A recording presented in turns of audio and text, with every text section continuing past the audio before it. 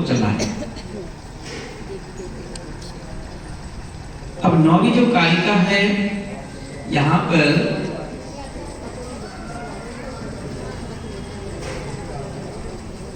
देखिए कि शरीर अपने साथ दो चीजें हैं, एक आत्मा है और एक शरीर है।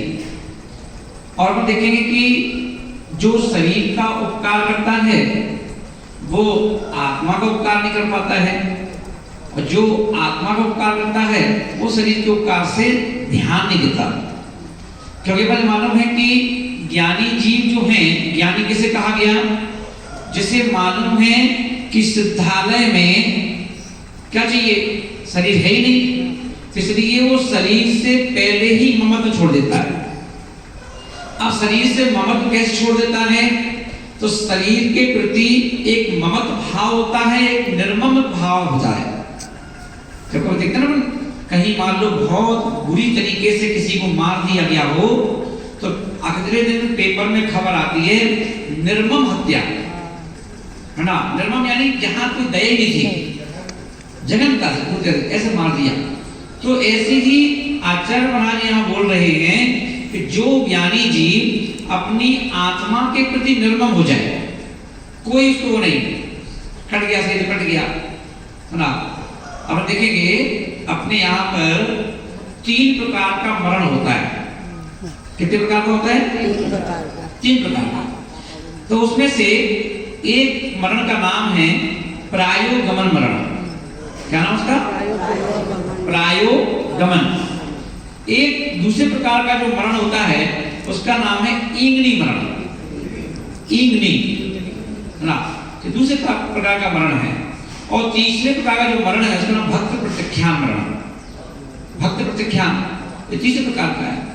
अब इसमें हम देखेंगे कि शरीर के प्रति निर्मम भाव कैसे आता है ना।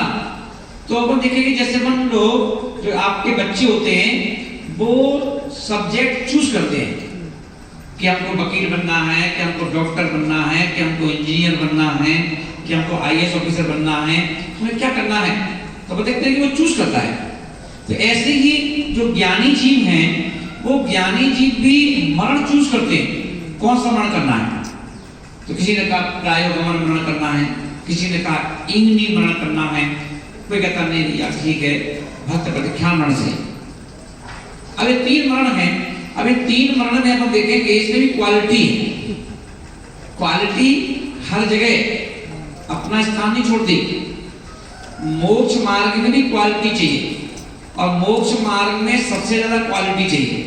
क्योंकि संसार मार्ग में तो बिना क्वालिटी के भी अपन ले दे करके क्वालिटी कहलवा देते हो कि हाँ इनके अंदर क्वालिटी है, पर मोक्ष मार्ग में यहाँ पर किसी प्रकार की डग्गामारी नहीं चलती।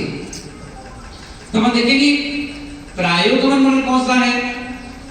तो बोले कि साधु से कहा गया कि देखो भाई तुम्हें मरण करना है, बोले हाँ। बोले कौन सा मरण करना चाहते हो, बोले प्रायोगमन। बोले प्रायोगमन क्या है, कैसे करना पड़ेगा। बोले देखो मान लो अपन जा रहे हैं, रास्ते में बिहार चल रहा है और इधर जोर से हवा चली और एक तिनका आया, लकड़ी का तिनका, और वो आंख घुस गया, है ना। तो बोले कि आपको इस तिनके को भाग पे छोड़ देना, ये अपने आप निकलेगा, अपने आप निकलेगा, ना तो किसी से निकलवाना ना अपने हाथ से निकालना, है ना। कांच लग गया पैर में, चलते चलते कांटा लग गया, कील लग गई, तार घुस गया, घुसा रहने दो, दिख भी रहा है, तब भी अपने हाथ से नहीं निकालना है। किसी ने व्यक्ति ने कहा नॉर्मली हम निकाल दें, नहीं निकालना, चलते रहेंगे वैसे ही, अपने आप निकलना होगा तो निकल जाएगा, घुसना होगा तो घुस जाएगा, है ना। तो लेकिन उसका नाम क्या है, प्रायोगमन मरण, जिसमें ना किसी से सेवा करवाना है और ना अपने हाथ से करना है। अपने आप जो प्रतिक्रिया है लगा अपने हाथ से निकले, अपने आप उन्हें निकले, चाहे आंख खराब हो जाए ना चलेगा, पर वो निकाले नहीं। ये सबसे उच्च क्वालिटी का मरण है, जिसमें क्या करना है ना। दूसरे नंबर का मरण है ईंगनी मरण। अब ईंगनी मरण में क्या है, दूसरों से सेवा नहीं करवाएंगे, हम अपने हाथ से कर सकते हैं, है ना। अब अपने अगर इग्नि मरण की तैयारी कर रहे हो तो देखिए 4 का विषय चल रहा है, बहुत सुंदर संयम का विषय चल रहा है। तो देखिए जैसे अभी अपन क्या करते हैं, अपन साधु हैं तो साधु इतना आलसी हो गया आज के समय में कि जैसे मान लो सपोज करो कि उस बिल्डिंग से मंदिर आना है तो अपन क्या करेंगे, मनोज कमंड उठा लाओ, आवाज लगा दी कमंड ले आओ। अरे भैया अपना तुम्हारा कमांडर है, तुम किसी से क्यों कह रहे हो कि कमांडर मनोज ने तुम्हें लिया है, कमांडर आपने लिया है, कमांडर आपका है। तो आप क्या करें, कमांडर उठाओ और सीढ़ी उतरो तो सही, अपने आप कोई ना कोई ले लेगा, तुम्हें मुझे नहीं कहना पड़ेगा कि मनोज उठा लो कि कौन उठा लो। जिस जो भी देखेगा, आकाश से देखा, अरे महाराज कमांडर चलो महाराज, अरे महाराज कमांडर ले लेगा अपने आप लोग। तो आप अपनी शान क्यों खराब कर रहे हो? बोले आप मत कहो मुझसे कमांडर उठा लाओ, जे उठा लो, क्यों उठा लो, शान वाला अपना उठा लेगा, है ना।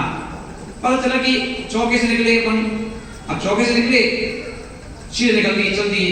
अब वो बाद में पता चला कि जब अपन आधी दूर आ गए सब चिल्लाने लगे, अरे हमारा कमांडर कहाँ है, कमांडर आगे नहीं आ गया, कमांडर आगे नहीं आ गया। अरे भैया आ गया से मतलब क्या है, जैसे ही चौके से बाहर निकलो वैसे ही अपना कमांडर अपने हाथ से उठाओ और कमांडर लेकर के बाहर निकलो, रोड पे जाओ। अब रोड पे आ जाओगे तो जीवा महावीर स्वामी कह रहे हैं कि ये गारंटी है, तुम्हें कमांडर लेकर ही चलना पड़ेगा अपना, वो अपने आप ले लेगा कोई ना कोई, अरे आज हम पकड़ दे दो।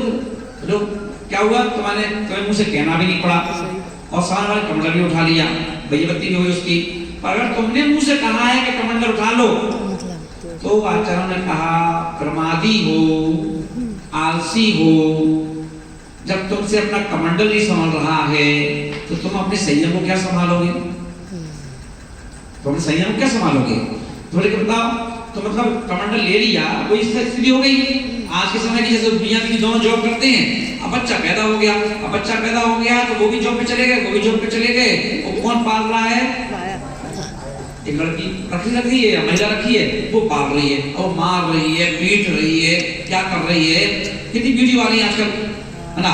तो वो कल वो छोड़ दिया उसके भरोसे, और ऐसी दीक्षा तुमने ले ली, कमंडल छोड़ दिया श्रावक के भरोसे, अब उसने पटक दिया, कितने कमंडल टूट जाते हैं, है ना। कितनी बार में किसके हाथ में था, कहीं वो भैया बच्चे को पकड़ा दिया, बच्चा इतना सा छोटा सा, उसको इतना बड़ा कमंडल दे दिया तुमने, उसको जी तो रहम तो खाओ यार। तब सोचो तब तुमसे इतने बड़े होकर तुमसे कमंडल नहीं उठ रहा है, बच्चे के ऊपर तो दया करो कि बच्चे से कैसे उठ जाएगा। तो ये विवेक लगाना है अपन को, ये अपना विवेक लगाना है कि भाई देखो आप ठीक है, उसका मन है, अब वो तो छोटा बच्चा कह रहा है, 3 साल का बच्चा के मैं उठा लूं कमंडल, हम कहते हैं नहीं तुमने ना।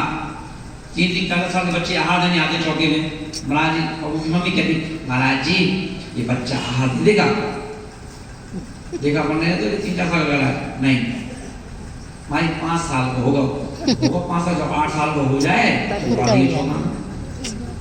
हमने रूस केस तोड़ दे भाई ना, रूस, क्योंकि जो जिससे हमारा उस बच्चे को ज्ञान तो हो और उसके हाथ का भोजन करेंगे हम, उसको नाक का ज्ञान है, वो नाक में उंगली डाल रहा है तो कुछ कर रहा है ना, वो उसको का शुद्धि का ज्ञान है, और वो क्या मतलब उसको ज्ञान है कि भाई मन वचन काय क्या होता है ना, बड़ों को नहीं मालूम मन वचन काय होता है, अभी तो बच्चों को कैसे मालूम? बोले इतना समझदार हो जाए तो बोले 8 साल का बच्चा समझदार हो जाता है, उसको आप लाओ चौके में, उससे आप अभिषेक करवाओ, आहार दिलवाओ, छोटा मोटा नहीं, ये कह दिया। तो देखिए इतना ध्यान रखना है अपन को। तो इसलिए अपन देखें जो बहुत टॉप मोस्ट साधु हैं, देखो उनका ना क्वालिटी हर जगह, साधु में भी क्वालिटी होती है, तो जो मोस्ट टॉप मोस्ट क्वालिटी के साधु हैं वो अपना कमांडर खुद लेके चलते हैं ना, चाहे 5 किलोमीटर चलना हो, चाहे 10 किलोमीटर चलना हो, चाहे 15 किलोमीटर चलना हो, वो किसी देते ही नहीं कमांडर, नहीं मैं अपना लेके चलूंगा, ये हो गया। तो अपन देखें तो प्रायोगमन मरण का मतलब क्या हुआ कि कुछ भी समस्या हो, कोई चीज गिर गई हमारे ऊपर, ईंट गिर जाए, पत्थर गिर जाए, कांच लग जाए, कांटा लग जाए, कोई धूल-मिट्टी, कोई कीड़ा आके उड़ के आंख में घुस गया, और देखते कई बार ऐसा कोई व्यक्ति जिसकी आंख में कभी कोई छोटे-छोटे कीड़े उड़ते हुए नहीं घुसा हो, और जब घुसता है तो कैसा लगता है, अरे एकदम वहीं रुक जाओगे, और देख रहा हूँ आंसू पे आंसू आते हैं, आंख फाड़ेंगे ऐसे निकाल के भेजा सामने देखते हैं कि उसको धीरे से कोशिश करता है निकालने की। पर प्रायोगमन मरण यदि आप करना चाहते हो तो चाहे वो कीड़ा घुस जाए, चाहे कांटा घुस जाए, चाहे तिनका घुस जाए, आपको नहीं निकालना है, अलग से निकलवाना है। ये सबसे उच्च क्वालिटी का मरण है, उसका नाम है प्रायोगमन मरण। वो करते ही साधु, ऐसा नहीं। अभी अपन पंचम काल के हैं तो थोड़ा सा ना ठीक है, जितना कर लेते उतना ही बहुत है, इसलिए बोझ नहीं है, क्योंकि हमारे मुश्किल भी जितना शक्ति है उतना कर लेते हैं। तो भगवान ने कहा जो ऐसा कहने वाले हैं ना उनको मोक्ष नहीं हो सकता अभी, इसलिए काम करो पंचम काल में जैसा बन रहा कर लो, पर मोक्ष नहीं है, मोक्ष नहीं है। बोले कि जैसा ग्रंथों में लिखा है वैसा करोगे जब तब मोक्ष होगा, हमारे से नहीं होगा कि तुम सोच बस हाँ ठीक है हमने तुम्हें अभ्यास में डाल दिया है। जब छोटे छोटे बच्चे रहते हैं ना, बड़े बच्चे खेलते हैं, छोटे बच्चे को हम ही खेलेंगे हम भी खेलेंगे, चलो कच्ची लोही है, आ जाओ। भैया अरे जब छोटा बच्चा कैसे खेलेगा, अरे यार कच्ची लोही उसका ना किसी में नहीं हो, ठीक है बस उसका मन लग जाएगा तो ठीक है। तो ऐसे कच्ची लोही वाले बच्चे हैं आज के मुनिराज, इनको अभी क्या है कि इनको ज्यादा वो नहीं है कि सर्दी इनसे सहन ना हो, थोड़ा पानी में भीग जाए तो कैसे हम पानी में भीग गए तो सर्दी हो गई, थोड़ा सा कमरे से बाहर निकले तो हवा लग गई, हवा लगते ही खांसी चलने लगी। फिर लोग अब तुम बताओ, तो आचरण ने कहा कि जब तुम कमरे से बाहर निकले तो सर्दी हो गई है ना, तुम्हें ठंड लग रही, गर्मी लग रही,